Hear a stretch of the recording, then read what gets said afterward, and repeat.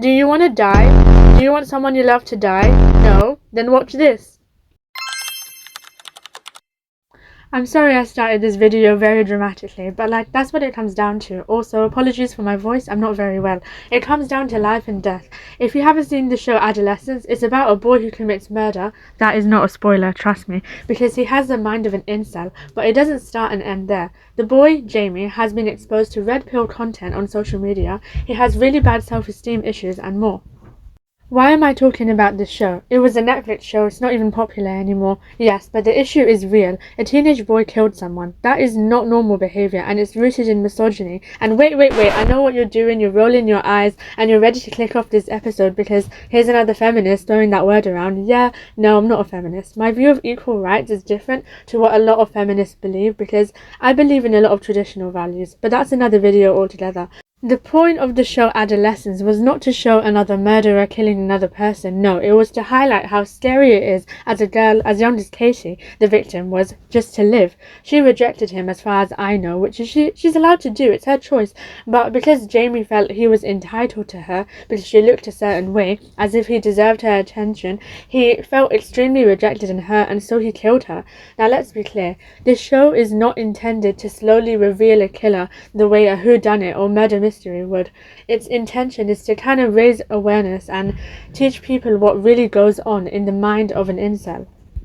Now, I've said a lot of words that might be new to some of you guys, so let me explain them.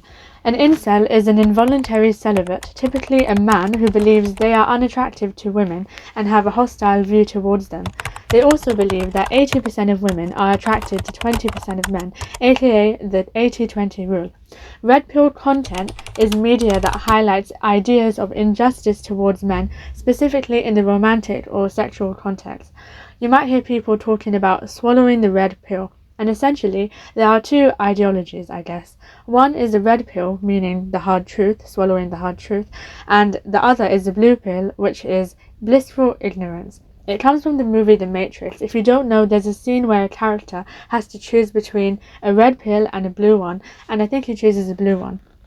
Now, the show is called Adolescence because it happened while the main character was a teenager, an adolescent, which is one of the most vulnerable groups of people to engage in red pill content because a young mind can be shaped by their influences, experiences, and sometimes elders who are so sure of what they're talking about and can encourage and change a child's mind.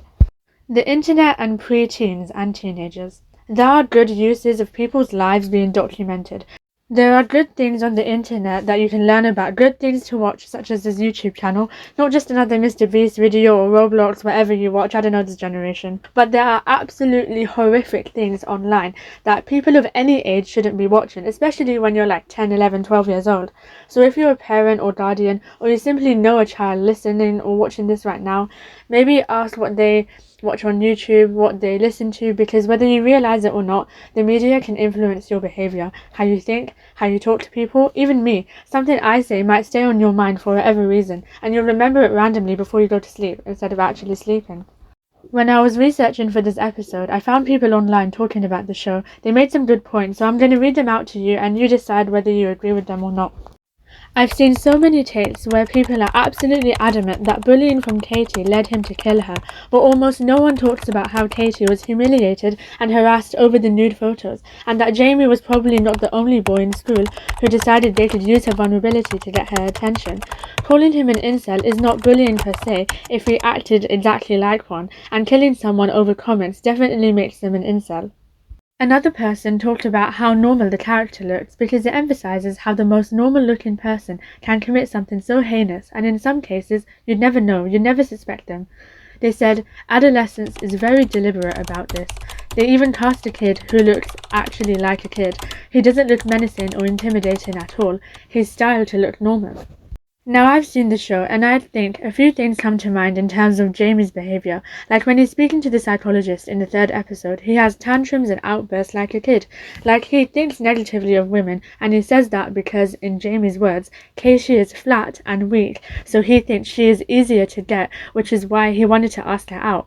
Now I see how people are quick to say Jamie was trying to be nice to Katie because pictures of herself got passed around school, and he said he felt sorry for her that it happened. But because he'd seen her inappropriately, he then viewed her as easy, and I don't know, even the way he views her as someone to get is wrong. So that's what I mainly wanted to say. The purpose of the show is to highlight the fact that a seemingly normal boy like Jamie can commit such a violent act due to his own perception of himself, his negative self-image, and to bring awareness to the incel community, to have a discussion about it with everybody regardless of age, gender, whatever else.